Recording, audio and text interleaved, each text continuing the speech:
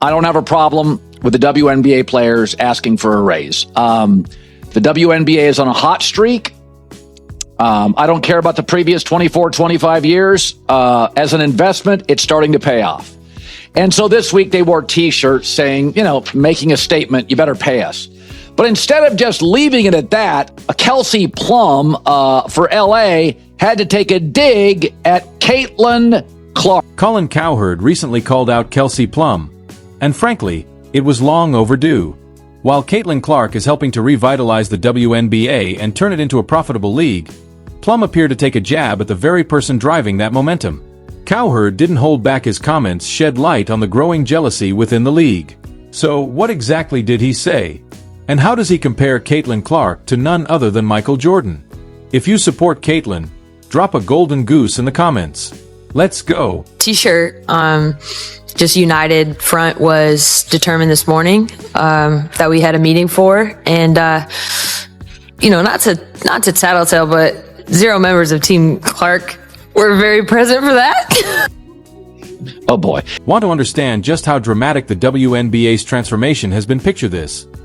For over 20 years, players were flying on budget airlines, sometimes even having to pay for a bottle of water. Yes, water. These athletes were grinding through full seasons in half-empty arenas, playing for franchises that bled money year after year. Merchandise sales were so low, most fans couldn't even find a jersey to buy if they wanted one. But why do you take a shot at the Golden Goose, Caitlin Clark? You guys were flying before she arrived on one of those airlines that made you pay for a cup of water. One of those airlines that is the planes are the color of a highlighter. Now you're flying private. Okay, if you're in a band and you're staying at the Motel 6 and you add a band member and now you're at the Ritz-Carlton, keep your issues to yourself. All right? You went from a Motel 6 in a sketchy part of town to a Four Seasons in the shopping district. Stop talking. Then Caitlin Clark entered the scene and everything changed almost overnight. Merchandise sales skyrocketed by 500%. Yes, 500%. League-wide attendance jumped by 40%, with some cities completely selling out games that used to draw only a few thousand fans scattered across giant arenas. Franchises that were once bleeding money suddenly turned into profitable businesses. The Indiana Fever, once one of the WNBA's biggest financial struggles, now has a waiting list for season tickets. I don't mind the T-shirts. I think you have leverage. I think you deserve more than 9%. But it's just misstep after misstep. It's time to grow up, girls. Like fast. Like this is the player that got you off the airline that was bright yellow. Right? She got you an upgrade to a better hotel as a band member. But here's what really fires up Colin Cowherd. The same players who once scraped by on budget flights are now flying private, staying in top-tier hotels, and cashing bigger paychecks. The league's financial turnaround has been so dramatic that players are now enjoying luxuries they couldn't have imagined just 2 seasons ago. And yet, some veteran players are still complaining about the very person who made all of it possible. I think they deserve a big raise, maybe not 50% of revenues, because NBA stars, there's a lot of them, and they move the needle. The WNBA stars, well, there's one that moves the needle. And here's the other thing to remember. Caitlin Clark's already rich. She made $11 million this year alone in endorsements off the court. So regardless of how these negotiations go, she's set. Nobody else is, right? So when somebody joins the band and everything gets upgraded, just be happy. Let's be honest about what really happened here. Caitlin Clark didn't just boost the WNBA, she transformed it. Practically overnight, she turned a struggling league into a thriving business. TV ratings surge whenever she steps on the court. Sponsors are lining up because they know she draws massive attention. Social media engagement has exploded, and Clark jerseys are flying off the shelves faster than they can be made. Every player in the league is benefiting from this wave, whether they admit it or not. And this is where Colin Cowherd's frustration hits its peak. He watched the transformation unfold in real time, and he's baffled that some players are choosing to bite the hand that feeds them. After decades of fighting for relevance and resources, why criticize the person who's finally bringing in the wins? I know you wanted your song to be the first one they played. You wanted to make up the set. But I mean, it's not the t-shirts. You're going to do fine. I'd scale back on the Caitlin Clark angst. Cowherd nailed it when he said the WNBA's transformation was like going from a Motel 6 in a sketchy part of town to a Four Seasons in the shopping district. That comparison says it all. Caitlin Clark has elevated every aspect of the league: the travel, the treatment, the financial stability, and even the respect from mainstream sports media. Everything leveled up because one player brought unprecedented attention to women's basketball. And yet, some veteran players seem stuck in the past, acting as if nothing's changed. They're enjoying Four Seasons level luxury while criticizing the very person who got them out of the Motel 6. But the recent WNBA All-Star voting exposed something deeper, something Cowherd couldn't ignore any longer. The process itself is simple. Fans vote for their favorites, coaches pick the reserves, and players cast votes for who they believe deserves recognition. It matters. All-Star selections influence endorsement deals, shape legacies, and determine how players will be remembered. For rising stars, especially, making the All-Star team isn't just an honor, it's a career-defining moment. Caitlin Clark finished 9th in player voting. In fact, she finished behind one of her own teammates in player voting for the All-Star game. The pettiness has no bounds.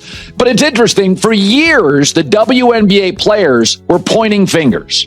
They were saying people are sexist, the media is sexist, we're not being promoted, we're underappreciated. And then they get the golden goose, and they don't like what it looks like. So, where did the fans rank Caitlin Clark among guards first? No surprise there. But where did her fellow players rank her 9th? 9th. The biggest draw in the league, the reason arenas are packed and merchandise is flying off shelves, was ranked 9th by the very players reaping the benefits of her success. And this wasn't a case of close voting. The gap between fan support and player recognition was massive. And it revealed a deeper issue: resentment. Iowa girl, Indiana girl.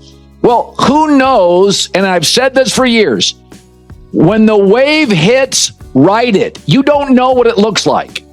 Don't fight it. When Puka Nacua went in the 5th round of the Rams and they suddenly in camp went, oh, we just found a new number 1 receiver. He's better than Cooper Kupp. They didn't fight it. Did you think when you watched Tom Brady at the Combine, that looked like the GOAT? They had just signed Drew Bledsoe to a $103 million contract. That was a lot of money back then. And then a year in, they're like, we're going to go with Brady. They didn't fight. Let's be honest about what Caitlin Clark's All-Star ranking really says. This wasn't about basketball. Clark was putting up strong numbers, breaking records, and proving she belonged.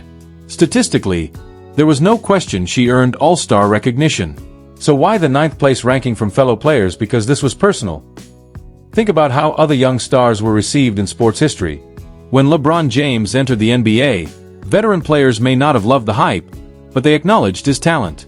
When Tiger Woods took over golf, tour veterans might have felt threatened, but they still respected his impact. The Caitlin Clark situation feels different because the resistance wasn't subtle, it was loud, obvious, and frankly, petty. Colin Cowherd didn't hold back when those voting results came out. He called it exactly what it was: pettiness. He criticized the lack of gratitude from some WNBA players who seem blind to the fact that Clark has transformed their league. Instead of supporting what he called the golden goose, they're acting against their own interests and biting the hand that's feeding them a better future. You know, there's obviously a racial component here. The WNBA players, they just don't like what the wave looks like. They wanted to fly private. They wanted to be more popular. They wanted a better deal in the CBA, which they'll get. They wanted sold out arenas. They got it. They don't necessarily think it should be this. But again, you can't fight it. You just never know what success looks like. Here's what makes the situation even more frustrating. Players like Aya Wilson and Kelsey Plum have directly benefited from Caitlin Clark's rise. Their profiles have grown because more eyes are on the WNBA than ever before. Their salaries, travel conditions, and overall treatment improved because Clark brought in the revenue to make those upgrades possible. And yet, when it came time to show a basic level of professional respect through All-Star voting, they rank her below players with nowhere near the same impact. It wasn't just a snub, it was a statement, and not a good one. Every company in the country would love to go viral every day for free marketing. If they knew how to do it, they'd all be viral every day. Like, you just don't know. Is it authentic? It touches people. There's a tentacle of emotion involved, and suddenly some small town kid goes viral, or a singing frog. Who knows? I wouldn't have guessed that Caitlin Clark would be this transformative. I wouldn't have guessed Tom Brady would be the GOAT. Don't fight it. The wave, the meteor, doesn't necessarily look like you think it's going to look. This voting controversy ties directly into what we've seen on the court all season: the hard fouls, the excessive contact, the clear targeting. It all comes from the same root, because some veteran players just can't accept that a sophomore completely changed the game and disrupted their world. Their frustration shows up not only in the All-Star votes, but also in how they play, taking out their bitterness by punishing Clark on the court for the very success she's brought to the league. People are saying, hey man, this league has never made money. It's an investment. It's now going to make money.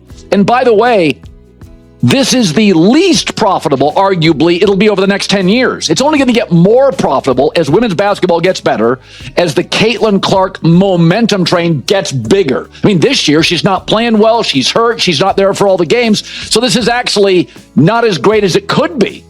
Like Michael Jordan, hurt year 2, next 12 years were legendary. That's what it's going to be. Cowherd made a comparison that cuts straight to the heart of the Clark situation, though it might make some people uncomfortable. Both Caitlin Clark and Michael Jordan burst onto the scene as flashy rookies who instantly changed their leagues. Jordan transformed the NBA into a global powerhouse, and Clark is doing the same for the WNBA. The parallel is so clear, it begs the question: why isn't more of the sports world talking about this? Caitlin Clark's gotten really good really fast. It's like the end of year 1 for Michael Jordan or year 3 for Michael Jordan. She's gotten really good really fast. And you got to put a body on her, or you got to double team her, or she's going to embarrass you. She's shooting 33-footers. And what happened last night's a byproduct of that. This is what happened to MJ. She's number 1 and 2 in every offensive stat. She's hitting more threes this season than Steph Curry did in his first MVP season, and her game embarrasses you.